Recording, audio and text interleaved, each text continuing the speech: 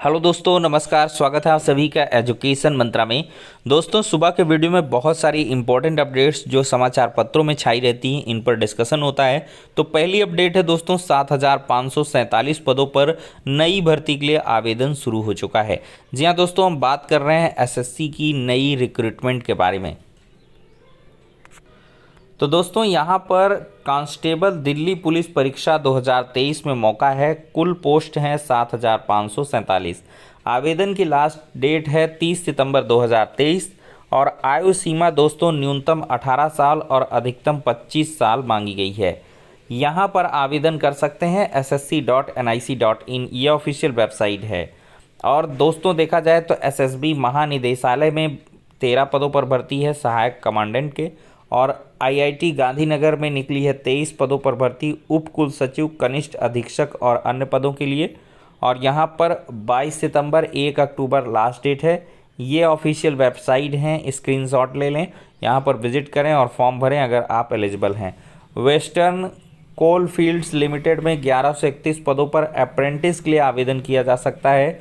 16 सितंबर 2023 online अंतिम देते हैं और 18 वर्ष न्यूनतम 25 अधिकतम डेट है। वेस्टर्न कोल .in ये ऑफिशियल वेबसाइट है। दोस्तों देखा जाए तो डीलेट 2023 के दिन वापस हो चुके हैं। 4 सत्र बाद कह लें या 5 साल बाद लगभग जो बहार है वो फिर से आ चुकी है और डीएलएड की इस बार सीटें 100% भरने की पूरी उम्मीद है।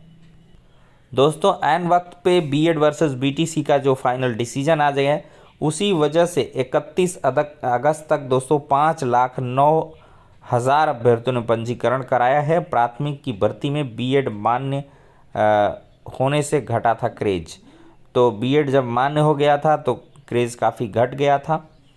4 साल बाद सीटें फुल होने की उम्मीद है। प्राथमिक की भर्ती से बीएड बाहर करने के सुप्रीम कोर्ट के फैसले के बाद डीएलएड में प्रवेश करने के लिए आवेदन की बाढ़ आ गई है।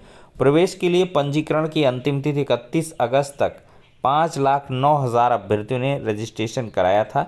3,38,000 ने फाइनली फीस जमा कर दी है। 3,33,000 ने रविवार तक अंतिम रूप से आवेदन कर दिया है। हालांकि अंतिम रूप से आवेदन 5 सितंबर तक स्वीकार होंगे। और इस बार प्रदेश के 67 जिला शिक्षा और प्रशिक्षण संस्थान व सीटी में 10,600 व 2,974 निजी कॉलेजों में 2,22,750, तो कुल 2,33,350 सीटें हैं। उम्मीद जताई जा रही है कि सीटें भर जाएंगी। 2018 में एनसीटी की ओर से बीएड को प्राथमिक शिक्षक भर्ती में मान्य करने से डीएलएड का क्रेज घट गया था। 18, 19, 21, 22 में आधी सीटें भी भरना मुश्किल हो गया था। तो ये एक प्रकार से गलत पॉलिसी हैं जिनकी वजह से छात्र पिस रहे हैं। अभी बीएड की तरफ भाग रहे थे, अब छात्र डीएलएड की तरफ भागेंगे। अगर फिर कोई नियम में चेंजेस हुआ तो फिर बीएड की तरफ भागेंगे। तो ऐसे में जो दो राहें में फंस जाते हैं ये बीच वाले, तो उनके लिए बहुत बड़ी समस्या है। और एक क्लियर कट पॉलिसी होनी चाहिए। 2018 में जब आपने बीएड को प्राथमिक में अलाउड किया था तो बीटीसी जैसे, डीएलएड जैसे कोर्सेज को बंद कर देना चाहिए थी। इनकी क्या ज़रूरत थी भाई? कौन बीटीसी करेगा, कौन डीएलएड करेगा, कौन बीएलएड करेगा, वो सब आप बंद कर दीजिए। स्पेशल डीएड जैसे कोर्स को ख़त्म कर दीजिए। सीधे एक कोर्स रखिए कि भाई बीएड रहेगा और बीएड 1 to 12 के लिए पढ़ाने के लिए एलिजिबल है और जो इसमें आवश्यकताएं उसके आधार पर ट्रेनिंग दे दी जाएगी। काम ख़त्म हो गया था। लेकिन नहीं, यहाँ पर ऐसी पॉलिसी बनाएंगे जिससे कि छात्र कंफ्यूज हो और वो पिसे। दोस्तों देखा जाए तो चुनावी वर्ष में भर्तियों की बाढ़ आने वाली है। नए शिक्षा सेवा चयन आयोग से भर्तियों की भरमार रहेगी। दोस्तों देखा जाए तो नए आयोग के गठन के बाद लंबित पड़ी शिक्षक भर्तियों को मिलेगी रफ्तार। तो अगले साल लोकसभा चुनाव है और भर्तियों की भरमार होगी। नए शिक्षा सेवा चयन आयोग का गठन होने से विद्यालयों और महाविद्यालयों में लंबित पड़ी शिक्षक भर्तियां शुरू होने के साथ ही नए विज्ञापन जारी कर दिए जाएंगे। वहीं यूपीपीएससी कई महत्वपूर्ण भर्तियों के विज्ञापन जारी कर चुका है और आने वाले समय में जारी करने जा रहा है। यहाँ पर असिस्टेंट प्रोफेसर के 1017 पदों पर 1.5 साल से भर्ती प्रक्रिया अटकी है। टीजीटी पीजीटी के 4,163 पदों पर भर्ती 1.5 साल से अटकी है। इन दोनों भर्तियों के लिए 14 लाख से अधिक अभ्यर्थियों ने ऑनलाइन आवेदन किया है और परीक्षा तिथि घोषित होने का इंतजार कर रहे हैं। दोस्तों देखा जाए तो उत्तर प्रदेश लोक सेवा आयोग के पास एलटी ग्रेड शिक्षक के 6000 से अधिक पदों का अधियाचन पड़ा है। आयोग को जीआईसी प्रवक्ता के पदों का अधियाचन भी मिल चुका है। प्रतियोगी छात्र भर्ती शुरू करने के लिए लगातार आंदोलन कर रहे हैं। चुनाव आते आते ये भर्तियां भी शुरू होने की पूरी उम्मीद है। इसके साथ ही उत्तर प्रदेश लोक सेवा आयोग ने सितंबर और अक्टूबर महीने में 2 बड़ी भर्तियों के विज्ञापन जारी करने की घोषणा की है, जिसके अनुसार सितंबर के तीसरे हफ्ते में अपर निजी सचिव 300 पद और अक्टूबर के पहले हफ्ते में समीक्षा अधिकारी के 181 पदों पर भर्ती का विज्ञापन जारी होगा। वहीं आयोग ने 14 अगस्त को सहायक नगर नियोजक परीक्षा 2023 का विज्ञापन जारी किया। इसके तहत सहायक नगर नियोजक के 24 पदों पर भर्ती होनी है। इसके साथ ही आयोग ने 21 अगस्त को स्टाफ नर्स पुरुष महिला 2023 का विज्ञापन जारी किया। इस विज्ञापन के जरिए 2240 पदों पर भर्तियां होनी हैं। इसमें चिकित्सा शिक्षा और प्रशिक्षण विभाग के तहत स्टाफ नर्स पुरुष के 171 और स्टाफ नर्स महिला के 2069 पद खाली हैं। जिन भर्तियों के विज्ञापन जारी हो चुके हैं उनकी परीक्षाएं इस साल के अंत तक या अगले साल की शुरुआत में होंगी। ऐसे में चुनावी वर्ष में हज़ारों पदों पर भर्तियां होंगी और युवाओं को रोजगार भी मिलेगा। और इसके साथ ही साथ दोस्तों देखा जाए तो प्राथमिक विद्यालयों में एक सहायक शिक्षक भर्ती देने की बात भी विभाग में चल रही है। अगर सब कुछ ठीक ठाक रहा तो यूपी टेट के बाद आपको नई प्राथमिक शिक्षक भर्ती का विज्ञापन भी दिख जाएगा।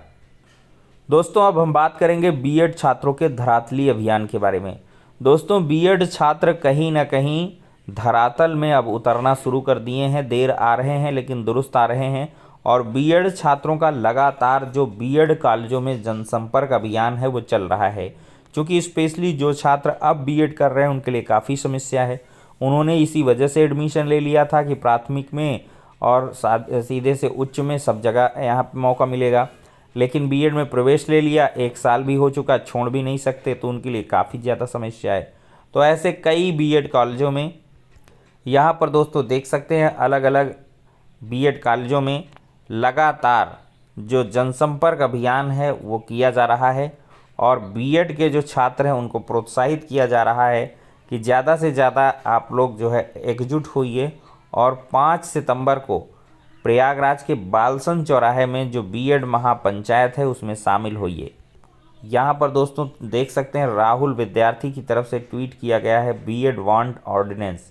तो 5 सितंबर को इलाहाबाद और 13 सितंबर को आजमगढ़ में आयोजित होने वाले धरना प्रदर्शन व जुलूस कार्यक्रम को सफल बनाने के लिए आजमगढ़ के लगभग 10 बीएड कॉलेजों में आज संपर्क व प्रचार अभियान चलाया गया।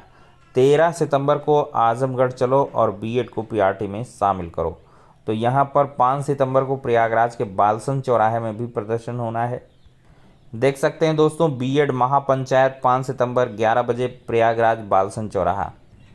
दोस्तों देखा जाए तो बीएड को पीआरटी में शामिल करने का अंतिम विकल्प छात्रों के पास यही है कि एकजुटता दिखाएं। अगर करोड़ों की संख्या में आप प्रभावित हैं तो लाखों का संख्या बल दिखाइए। सरकार पर प्रेशर पड़ेगा, ये गलती आपकी नहीं है। ये खुले मंच से कहा जा सकता है। हर कोई कहेगा कि ये गलती छात्रों की नहीं है। बीएड पीआरटी में शामिल था तो लोगों ने बीएड किया, अब पीआरटी में बाहर हो गया। आपने एक रास्ता दिया था, अगर रास्ता बंद हुआ है तो उसका विकल्प भी आपको तलाशना होगा। तो सरकार अगर चाहे तो इसमें काफ़ी कुछ हो सकता है। पूरे नियम कायदे कानून के तहत बीएड को शामिल किया जा सकता है, लेकिन सरकार को पहले इसमें इंटरेस्ट दिखाना होगा, इच्छा शक्ति दिखानी होगी और वो कहीं ना कहीं कमी नज़र आ रही है। सिर्फ इसी वजह से चूँकि बीएड के छात्र एकजुट नहीं हो पा रहे हैं। जितना संख्या बल बताया जा रहा है प्रभावित होने का उतना दिख नहीं रहा है। करोड़ों की संख्या में बताया जा रहा है कि बीएड छात्र प्रभावित हैं, लेकिन दिखते हैं 1500। तो ये समस्या है असल।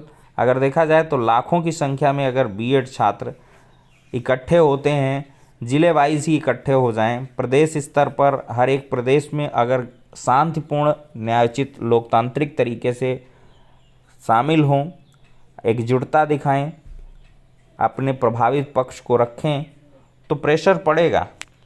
चुनावी वर्ष है और यहाँ पर कुछ भी पॉसिबल हो सकता है, अन्यथा यहाँ पर बीएड के लिए कुछ भी नहीं बच रखा है। तो फिलहाल के लिए दोस्तों कुछ लोग बीएड के परेशान हो जाते हैं। तो देखिए भाई, ना बीटीसी का हम पक्ष लेते हैं ना बीएड का, हम न्यूज़ बेस पर चीज़ों को प्रोवाइड करते हैं। अब आपको अच्छा बुरा लगता है, ये आपकी खुद की समस्या है। तो फिलहाल के लिए दोस्तों इस वीडियो में इतना ही, नेक्स्ट में मिलते हैं।